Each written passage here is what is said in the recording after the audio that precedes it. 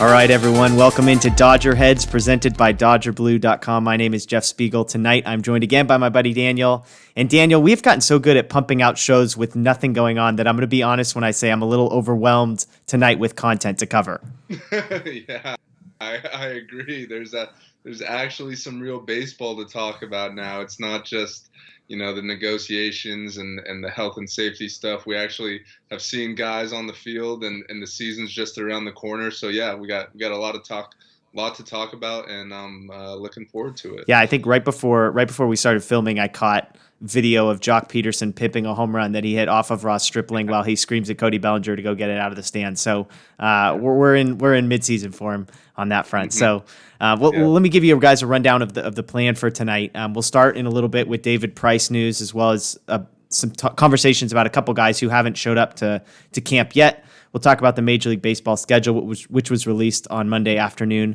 We'll talk about the COVID testing debacle that Major League Baseball is dealing with right now. And then finally, I want to chat a little bit about some of the just sort of a rundown of the biggest headlines of the week that are Dodger specific, maybe not full segment worthy, but just some rapid fire stuff. So let's start though with the biggest Dodger headline, which is the news that Dodger pitcher David Price has decided not to play. He's one of a number of players from across the league, but Price is arguably the biggest name, probably the best player to have opted out so far. And what's funny is that you and I, a week ago, we were talking about the Dodgers, and we said, hey, so far it doesn't seem like anything's going to happen. And you actually made a comment that got me thinking about, well, what if Mookie Betts decides he wants to rate? Well, turns out we had the wrong Red Sox opting out. And so here's kind of Price's message. This is what he posted. He said, after considerable thought and discussion with my family and the Dodgers, I have decided it is in the best interest of my health and my family's health for me not to play this season.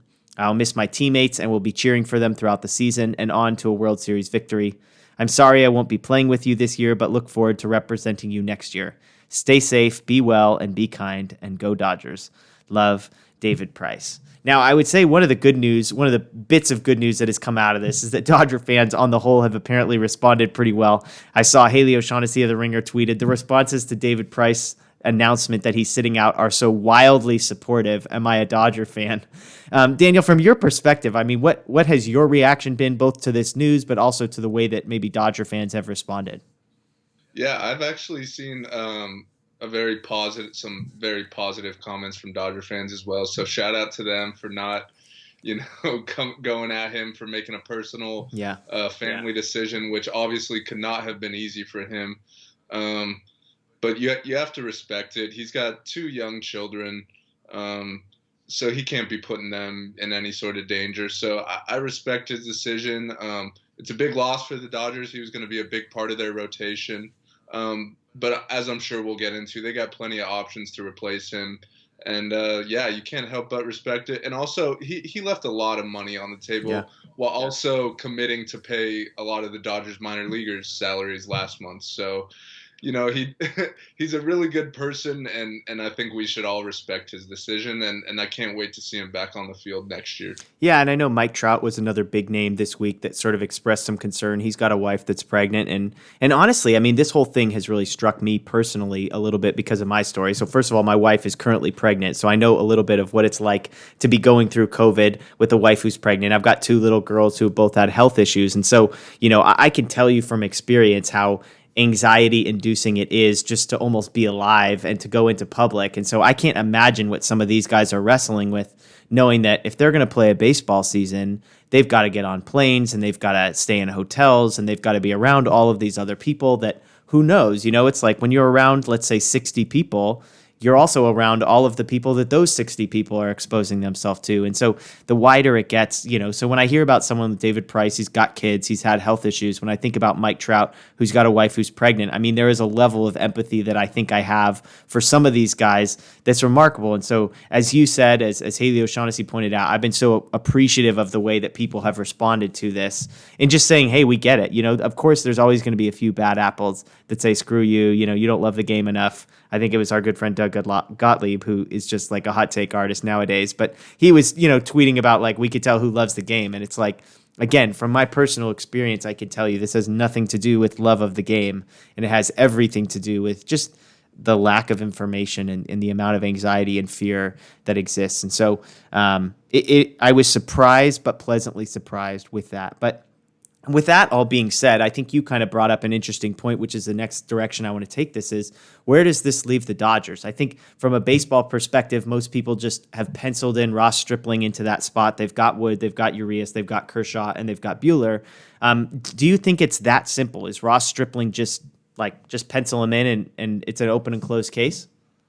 No, it's not that simple, and I think we also need to see how this summer camp plays out. If everyone's healthy, Yeah.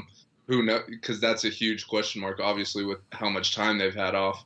But they did say Ross Stripling's built up, as he seems to always be. He's always ready to step in when someone gets injured. So I'd say he's definitely the favorite. But you got guys like Dustin May, Tony Gonsolin, so he'll have some competition, and even if he, starts the season in the rotation, that doesn't mean he's going to, stay there the whole season.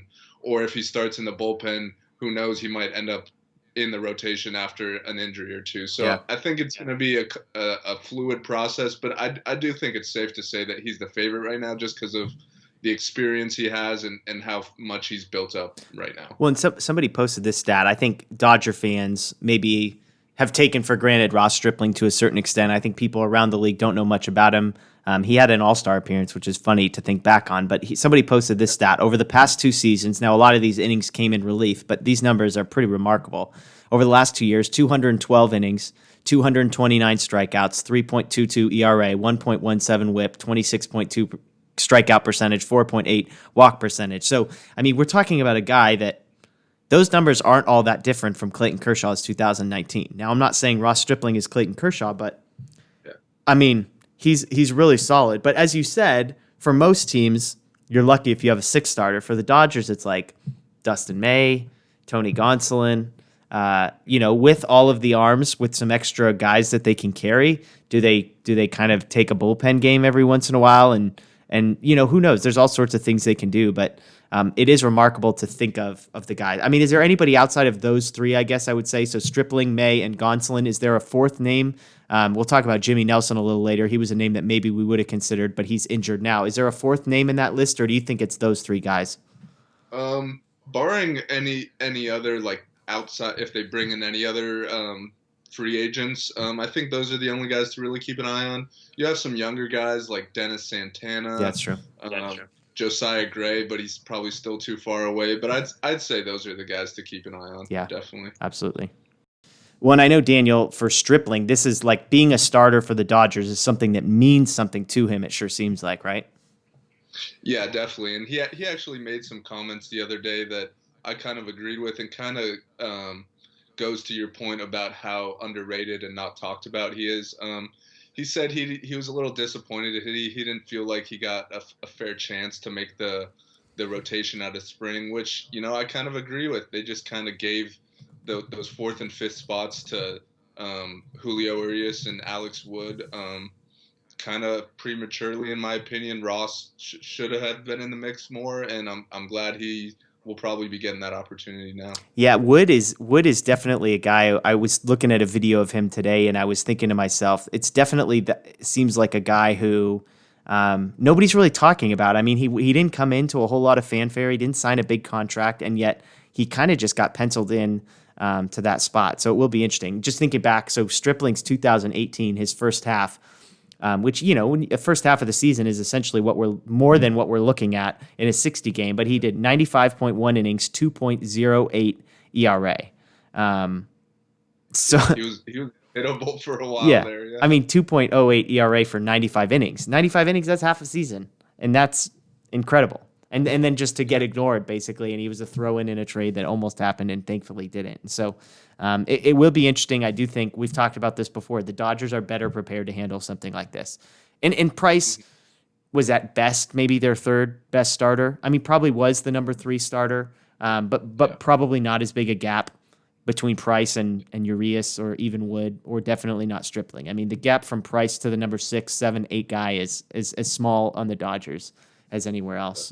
So outside of Price, he's the only one who we know won't be there. One news story that's kind of been floating around camp, this week is that there are two other big names who have yet to show up, and that's Kenley Jansen and AJ Pollock.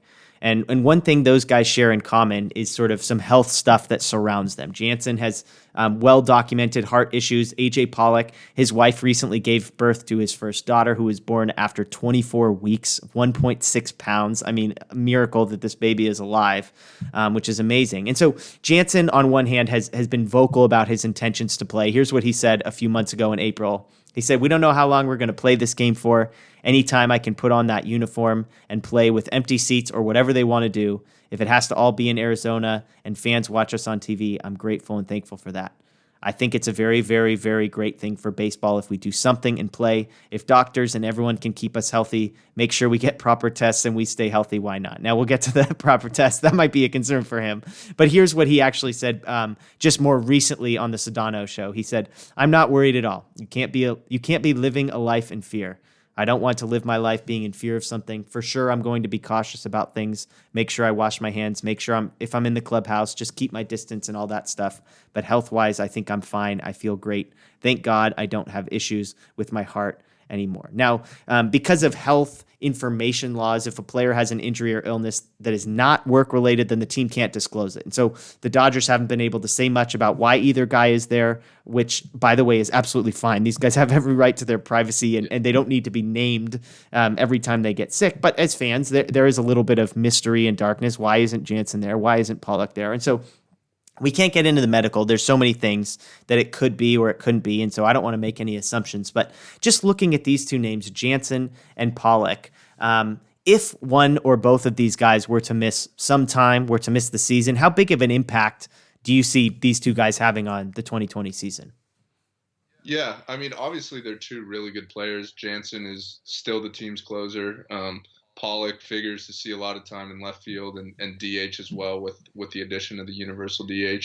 But I think on this roster with the depth and the quality of talent they have, I don't think anyone is, irreplaceable.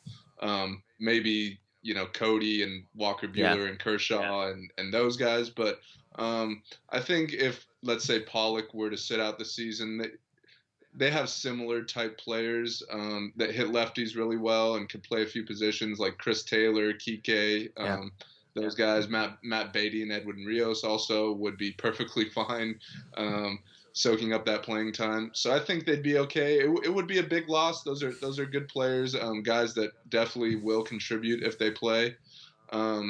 But I don't think anyone's irreplaceable. And also, just to add to what you were saying, also Dave Roberts mentioned today that Gavin Lux and Pedro Baez are both also not in camp yet. He said, just like Pollock and Kenley, he expects them to be there, just not sure when, couldn't really give too many details. But yeah, there's quite a few guys missing right now. Hopefully they get there soon, but no one's irreplaceable on this specific roster. Yeah, and it's worth noting there was a report that prior to July 1st, the Dodgers had 10 positive tests. So again, I'm not implying that the four guys that we're talking about are four of the 10, but it is worth mentioning that it would make sense that there are guys. Now, back to these two in particular, Janssen, for whatever his warts were last year, he was the second best relief pitcher the Dodgers had. If you had Baez ahead of him, WAR had Baez slightly higher than Janssen, but this is a guy that made 62 appearances, that threw 63 innings, and so he was a workhorse, and AJ Pollock, sort of along the same lines, I think is a guy that maybe doesn't get appreciated. Interestingly enough, just from sort of a weighted runs created perspective, which is not like a quantity thing, it's more of a I don't know what the word I'm looking for. It's an average type thing. He had a higher weighted runs created than Chris Taylor and Kike Hernandez both, which is both two guys that I think fans love a lot more than they love AJ Pollock. And we're talking about a version of AJ Pollock that I think everyone would agree is not the one that we're hoping for. They're hoping that AJ Pollock gets back to 2014, 2015 AJ Pollock. He had an 850 OPS, 20 home runs. He stole almost 40 bases. Now, you're not looking for 40 steals, but I mean, this is a guy that they viewed as a $50 million player. And so if in a down year, he was still sort of creating at the same level, if not slightly better than guys like Taylor and Hernandez, who everyone want to pencil into his spot, I do think, especially with the DH, that would be a guy that would be missed. And so, as important as Janssen is, it feels like, neither of these guys, as you said, neither is irreplaceable. I think Pollock maybe has a little bit more value just because I think the upside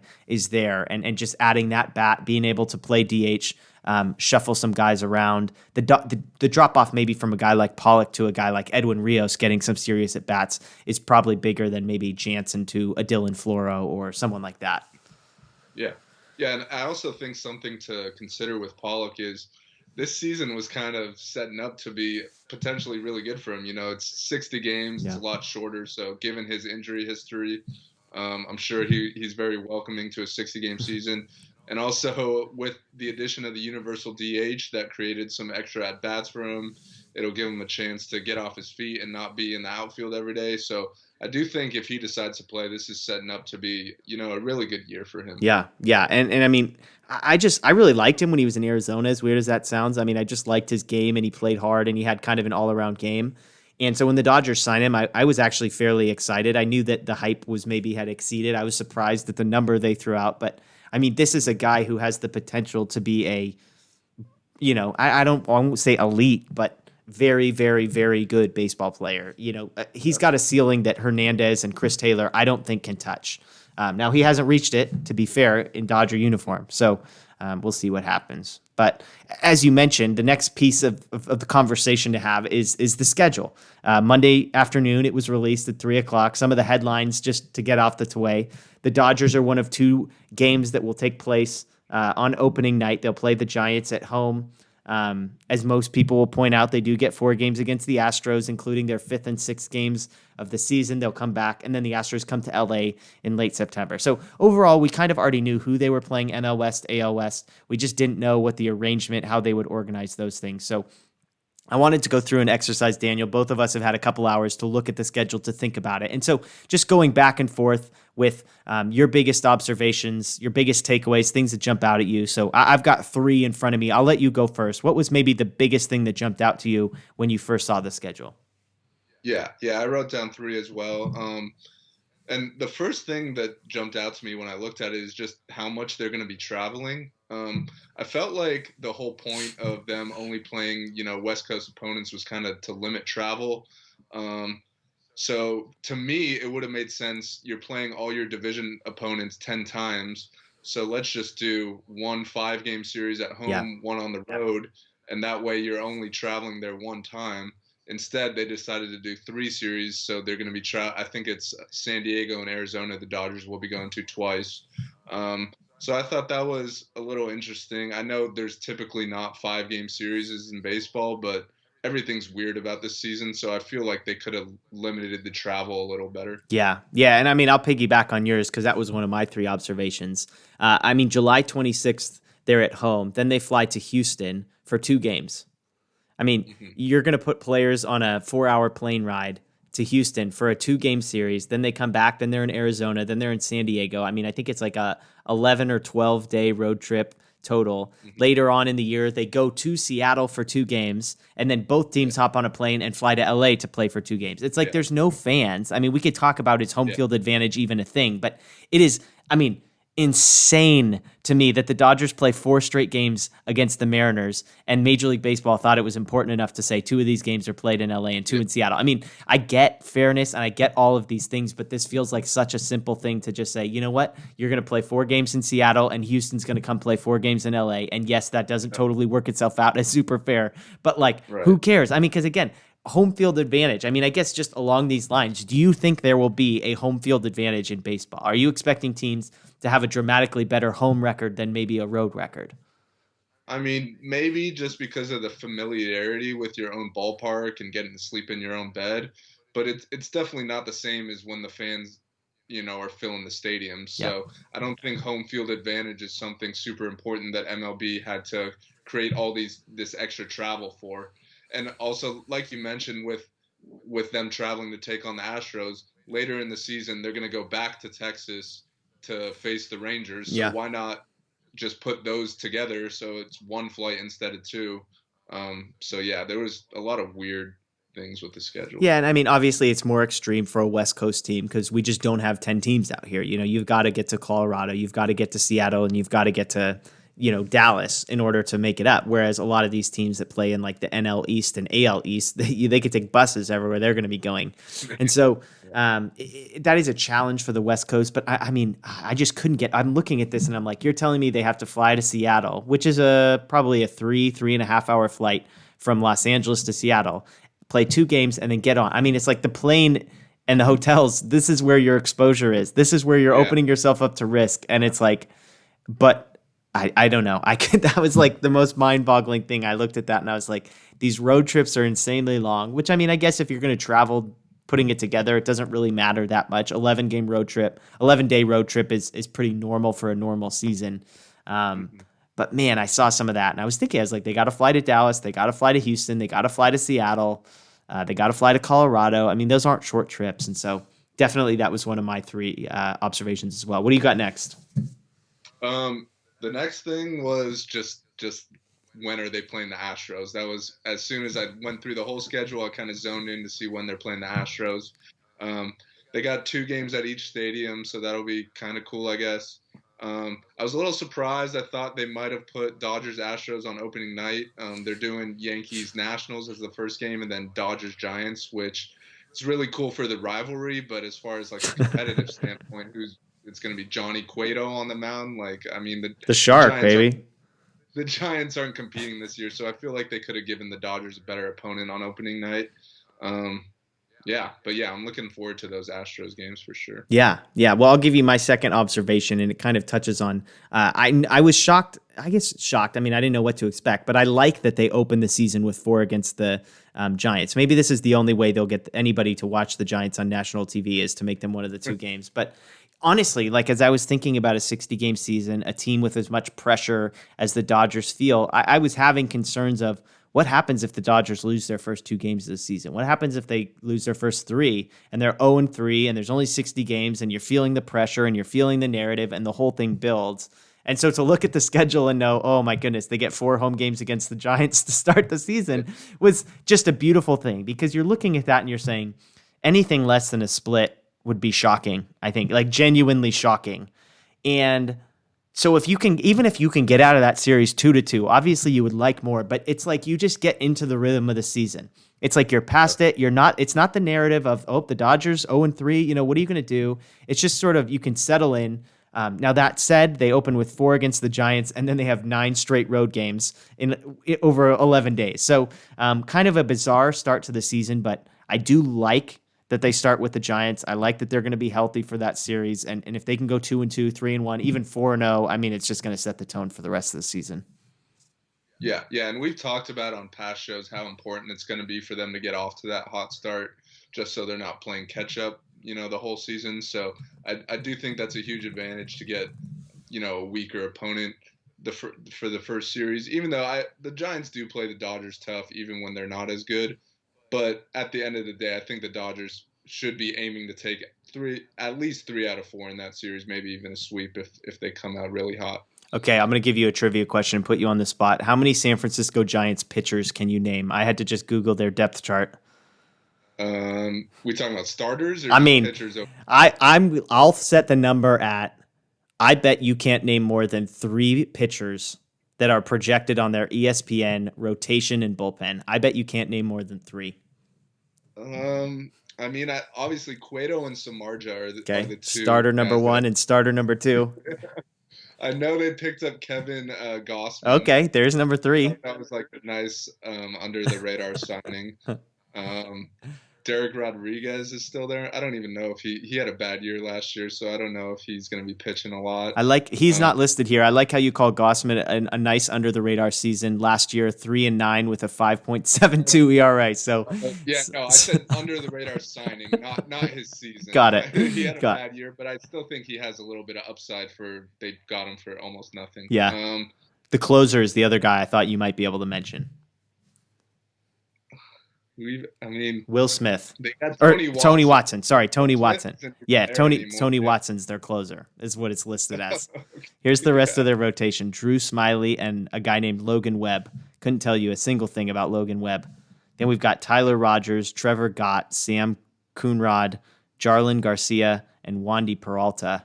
as the other guys. Logan Webb, in case you're wondering, 2-3 with a 5.22 ERA last season. So the Giants are locked and loaded. They're ready for the 2020 season for sure. Yeah, that's not the best pitching staff in the league right there. No, safe to say. All right, your third observation looking at the schedule. My third observation was I think it's actually a good thing. They only are going to Coors Field once for a 4-game series. Coors Field is fun for hitters, but it's horrible on a pitching staff, and it's not great on the body either. Just playing at the high altitude. So I think that's a huge plus that they only have to go there once. So is that, I guess I didn't pay super close attention. So for divisional teams, do you have two series in one place and one series in the other, and it kind of just varies team to team?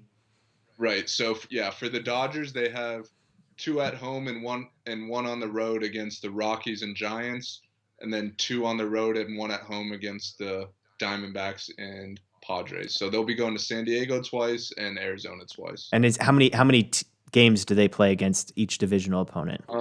It's 10 total. Okay. So it's usually a 4-game series and then a 3 and then a 3. Interesting. So with the Giants, then they've got 7 home games against the Giants.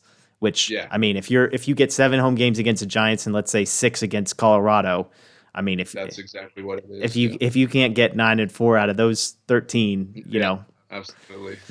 Well, and my third observation was I just looked straight to the end of the schedule. I said, what does the closing stretch look like? And the answer is it's good for the Dodgers. So in September, they play 24 games, 14 of them are at home. They end the season on a 6-game homestand. Again, I mean, does this matter? Is there a home field advantage? I think you're right. Obviously with no fans, I think it's going to be much less of a home field advantage. But I do think there is something to sleeping in your own bed, having your normal routine of whatever that is, feeling the comfort of knowing where things are in a ballpark, that kind of thing. And so ending a season with 6 home games, their last 4 series against the Padres, the Rockies, the A's, and the Angels, I mean, it's doable. It's like if the Dodgers need to win baseball games down the stretch, they will have no excuse. People keep telling me, oh, they can turn it on when they need to turn it on. Okay, well, at the last 24 games, 14 of them at home, and you end with the Padres, Rockies, A's, and Angels, who a couple of those teams aren't terrible. I'm not saying that, but none of those teams are like teams where you're afraid of. The Dodgers are unequivocally better than all 4 of them. And so if we're talking about, the last 12 games of the season and the Dodgers can't get 7 to 8 wins just penciled in, so I think that's a nice stretch. Hopefully, by everyone's wildest dreams, the Dodgers are 6 games up with 4 to go, and they can kind of just coast. But if they need wins at the last moment, that is kind of a nice way to sort of float your way into the season, into the playoffs. Yeah, no, I agree. It's especially in a shorter season when it very well could come down to the last couple days. Winning the division. So it's definitely good that they're ending it at home. And I think they play the Angels last, right? That sounds right. Yeah. I think that is the order. Is Arizona, San Diego, or excuse me, Padres, Rockies, A's, and Angels. Yeah. So I think that is. So yeah, they'll close it out against the Angels. Hopefully. Hopefully it's all locked up by then. But if they have and the Angels will be so far out of the division race. Trout will have gone home to be with his pregnant wife, and Shohei, who knows what Shohei will be up to, and we'll just cruise in there. Well, one of the things we mentioned, we were talking about the travel, and I think that kind of leads nicely into the next piece of the big news that's been on the forefront of the Major League Baseball conversation, which is the absolute debacle of testing that the Major League Baseball has had over the last few days, over the holiday weekend. So Monday morning, the Nationals canceled workouts because the tests that they took on Friday had still not shown up as far as results had not come in.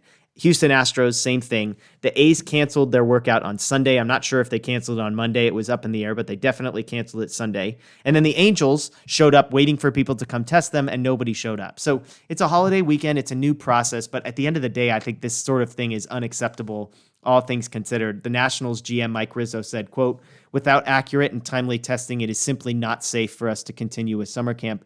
MLB needs to work quickly to resolve issues with their process and their lab." Chris Bryant chimed in and said he had been tested on Tuesday and then had not gotten tested again until Sunday. Overall, it's been a nightmare. It's been a really bad look for a baseball group that you thought once they just get to camp, once they just get this thing headed in the right direction, things are going to go But it's not good. I mean, even when they announced, so everybody shows up on July 1st and Major League Baseball says, hey, 31 players, that's it, tested positive. And that news lasted about an hour before some folks mentioned, like, hey, by the way, the Brewers still haven't gotten their results yet. So there's that kind of thing. And then you've got stuff where it's like, well, the Dodgers supposedly had 10 guys test positive. So if there's 30 positives over 19 teams, and then you're like, oh, they're actually not counting any of the previous tests in which the Dodgers, so the Dodgers 10 didn't even count towards that number. MLB did release a statement saying 95% of the intake screenings have been conducted, analyzed, and shared. From now on, they'll be in a rhythm of day-to-day testing, basically saying, hey, it was a holiday weekend. We had a plan A go wrong, plan B went wrong, and sort of the quote-unquote perfect storm led to this. So there was the backlog, blah, blah, blah. The point of all this is it's terrible, and it comes at a moment in which cases in the United States are going up, hospitalizations are going up, testing is a mess.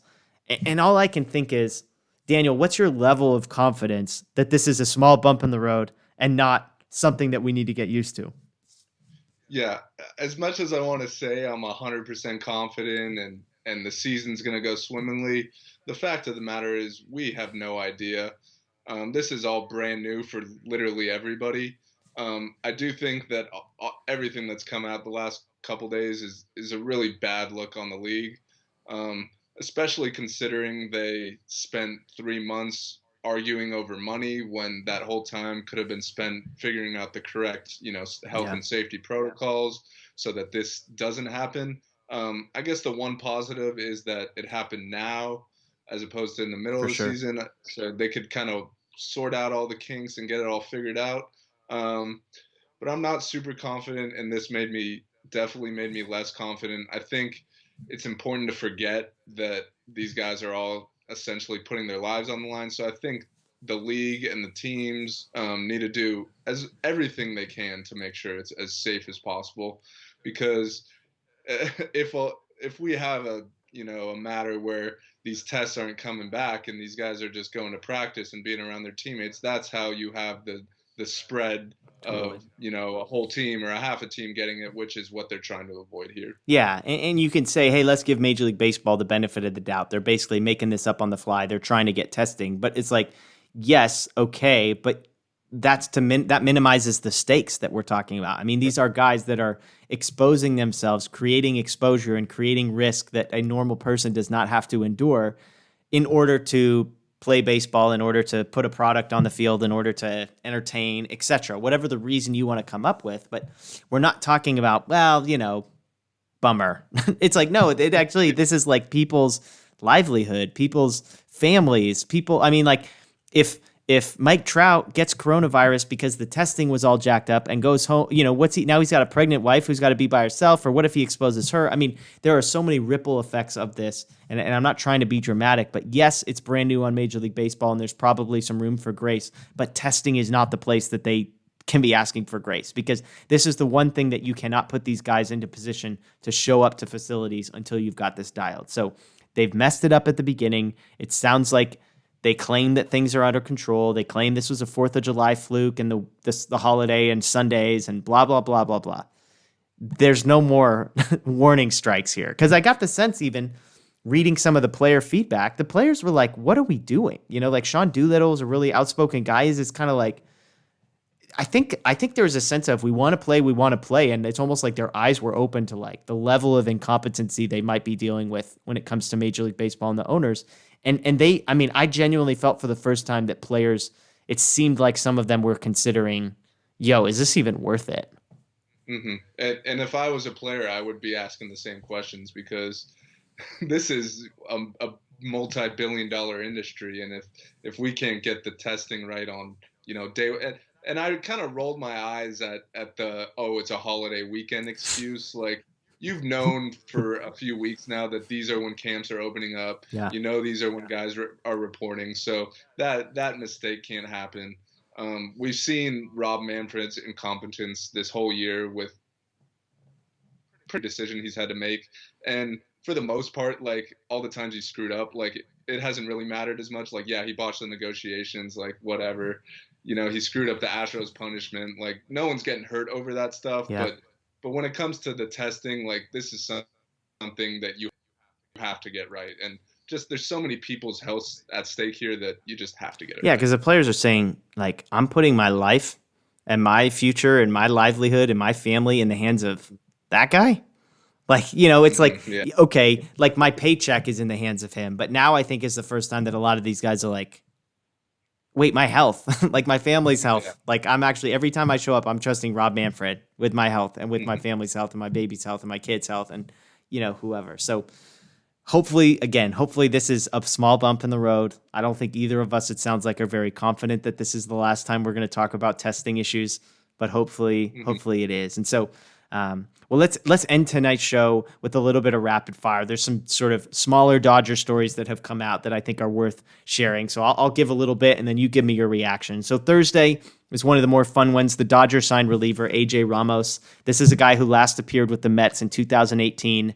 28 games, 6.41 ERA. Sounds like a San Francisco Giants starter, right? So what's the big deal here? Well, in 2015 to 2017, he had 99 saves. 2 of those years, he had an ERA hovering around 2.5, 11 strikeouts per 9 inning. Basically, he was a really, really high-end reliever for 3 seasons, as recently as 2017. That was a long time ago. He missed all of 2019 with the torn labrum. Scale of 1 to 10, Daniel, how big of a deal is this news for you? Um, it could be a 1, it could be a 10, so I'll go in the middle, say it's a 4 or 5. It's a classic Friedman signing. It's low risk, actually no Yeah. risk, um, but the potential for some high upside. He's a former All-Star. He's dealt with some injuries, but all indications are that he's healthy now. I've seen a few videos he's posted to his Twitter page. He looks healthy. He looks good. So maybe he could come in and contribute. Maybe he ends up being the next Brandon Morrow, who Yeah. no one talked about, and then he's a dominant eighth inning setup guy. Or maybe he's Jimmy Nelson, who people were really high on when the team signed him, but the injury plague just continued, and he's not able to get on the field. Yeah. So we'll just have to wait and see at this point. But there's definitely Yeah, upside. the Morrow is kind of the positive comp. Tom Kohler maybe is the negative comp if you want to be pessimistic. So the reports, he had a pro day. He invited some teams. His fastball was averaging 2 miles an hour faster than back in 2016. His slider and cutter spin rates are up. His slider is breaking more vertically, which is all pretty nerdy stuff. But basically, things are looking positive peripherally, sort of analytically. And like you said, this is the type of move that the Dodgers should be making. Their bullpen, if there is a weakness on this team, it's that one. Now, I don't think they're weak as far as depth. I think they're weak as far as high-end guys. They probably have a lot of guys in the 3 to 12 range without really having a number 1, 2, and 3 that you feel super solid about. But yeah, I mean, if the upside is Ramos can get back to even 85% of his peak, I mean, that guy's easily the 5th best relief pitcher the Dodgers can throw out there, and a guy that you trust, a guy that could be a closer. I mean, because that's the thing, right? There's been doubts about Kenley Jansen, but even when Jansen was at his worst, it's like you're looking around, you're like, do you want Pedro Baez in that role? Do you want Joe Kelly in that role? Like, who exactly do you want to fill those shoes? If Ramos pans out, that could be a guy that gets penciled into that spot when needed, because there is something about the 9th. So I'm with you. I like the signing. It's perfect. It's no risk. It's all upside. Beautiful. Second news story. The Dodgers signed all their draft picks. Clayton Beeter signed Sunday, Jake Vogel over the weekend as well. Vogel, who's the high schooler they drafted, got $1.6 million. So shout out to him. Good for him. Beeter got $1.2 million. I loved this stat. The Dodgers were something like $800 under the maximum that they could spend, which is just beautiful. $800. I mean, they had like millions of dollars to spend, and Friedman somehow gets left with $800 in his pocket. I always wonder, it's like, you couldn't have just given Beeter, like, look, here's the biggest number we could give you. Like, it's an extra $800, knock yourself out. Or does he go back to his boss at the end of the day and say, hey, you know what? I saved you $800. Like, I don't know. But I think people were excited about the draft class. So to have them all signed, I think is obviously a good thing. Beater's one of these guys that there's probably a chance he gets added to that 60-man roster. But I mean, overall, how could you not be excited about the fact the Dodgers drafted 6 guys and got them all signed, right? Yeah. I think it's always important to get your draft picks signed, but especially the case this year when instead of 40 draft picks, it's only 6 of them. So yeah, it's definitely good they got them all signed. And yeah, Beeter was added to the 60-man pool today. So yeah, There you go. Breaking news. now we'll see him. Yeah, I doubt we'll see him this season, but he's on the pool. He'll be working out with them, along with the other two pitchers they drafted, Landon Mack and Bobby Miller. So I don't think we'll see any of them, but it'll be a good experience For for them. sure, for sure. Well, the third piece of news that came out was that the All-Star Game was officially canceled for 2020. The flip side is the Dodgers did receive the 2022 All-Star Game, which is better, honestly, I think, than them putting together some crappy version of the All-Star Game at an empty Dodger Stadium this year. So, I mean, you can check out DodgerBlue.com, by the way. We've got all the info about if you have tickets and how to get refunds and that kind of thing. But, I mean, any thoughts? Does this move the needle to you to know that the 2022 All-Star Game is now coming to Dodger Stadium? I mean, I'll be looking forward to Yeah. it for the next 2 years. A lot of people were asking why not 2021. That game's already in Atlanta, and I also think it's kind of a good thing just with all the uncertainty of the Yeah. coronavirus. Who knows if by next July we'll be filling up stadiums? So I think it's better that the Dodgers have 2022 because I know I want to go to that All-Star game. Yeah. I don't know if you'll be flying in, but I know I want to go. So it's better to have it as far out as possible so that hopefully this is all over by Yeah, then. no, I think you're absolutely right. I mean, 2021 is like, who knows what it's going to be like a year from now. 2022, there's a much greater likelihood that we return to normal. Yeah. And so, well, great. Here's the last sort of bullet point, and we kind of just touched on this, but some 60-man news. So each team gets to bring 60 guys into their camp. It was announced on Monday that Jimmy Nelson will be out for the season. He is removed. David Price will be removed from that list, which left them at about 49 guys. Then they added Ramos, who we mentioned. It sounds like Beater got mentioned, as you said. Yeah. And then Devin Mann got added to the 60-man roster as well. So if my math is right, I believe that leaves them at 52 guys that are in camp. Yeah. And I mean, I'll admit, Mann was kind of a surprise to me. He played all of last year in high A. That's probably why he was a bit surprised. Our friend Justin, future Dodgers, has him as the number 24 prospect in the organization post-draft. He's a 23-year-old sort of utility infielder kind of guy. Still kind of odd to me that Cody Hosey and Michael Busch aren't included, especially if we're adding 23-year-old infielders. But Nelson was a guy that you had penciled in as one of your 30 opening day guys. So what's if you're looking at this point, any guy that we see added, is it just organizational depth, basically just along for the ride? Yeah, I think the two guys you mentioned, Hosey and Bush, are two guys that I'd like to see on there just for them to get experience. I doubt we'd see them at the big league level, but just to get that work in, just because there's not a minor league season going on right now, so you don't want to go a full year without playing. And then as far as the Nelson news, we came out with our rosters last week, and I had him on mine. You didn't, although you were still high on him. He was number 31 on my list, but that wasn't on our screen. So as far as you all know, I'm still potentially perfect, and you're already down one. Yeah, I guess we both had David Price too, probably. So I'm down one, and you're down two. Yeah, I'm down two, but I think the injury concerns were one of the reasons why you didn't have him on there. So I guess you were valid in that concern. It's unfortunate news. Yeah. But he was dealing with the back issue all the way back in spring training in March. He wasn't really throwing too much. So hopefully he gets the surgery and can get back to being healthy. The Dodgers have a club option on him for 2021. So I'll be curious to see if they pick that up. It's only for like $1.25 million or something. So super cheap, but with all his injuries, who knows? But that'll be something to keep an eye on this winter as well. Yeah, and I mean, I guess if I'm not saying he's faking an injury or anything, but if you go on the DL, that's the best way to avoid playing baseball and still getting paid in 2020. That's very true. So again, I mean, I'm not putting any words in Jimmy Nelson's mouth. I'm just saying, good for you, brother, because you figured out the way to do this thing. Yeah. So. Well, there you go. Lots of Dodgers news, lots of stuff. And I mean, this is just the beginning. As I said, there's inter-squad games. There's starting to be highlights. There's starting to be news. It'll be interesting to track those four guys we mentioned, Baez, Lux, Pollock, and Janssen, whether they make it into camp over the next few days or more news comes out on that front. I mean, I'm sure there's going to be more guys that either opt out or get sick, or it'll all be a moving target. And so, as always, check out DodgerBlue.com for the latest news and updates. Follow us on social media, DodgerBlue1958 on Facebook, Twitter, Instagram, especially on YouTube. We've had access to a lot of the interviews and a lot of the videos, a lot of the workouts. So that there's just great content on our YouTube channel. So check that out. that I haven't seen that stuff anywhere else. I'm sure maybe the Dodgers page, but definitely on ours. So check that stuff out. Give us a follow, comment, like, rate, review, subscribe, all those things. We appreciate you checking us out. We appreciate you watching. We're only a couple weeks away from baseball, so stay safe, and we'll see you in a couple weeks.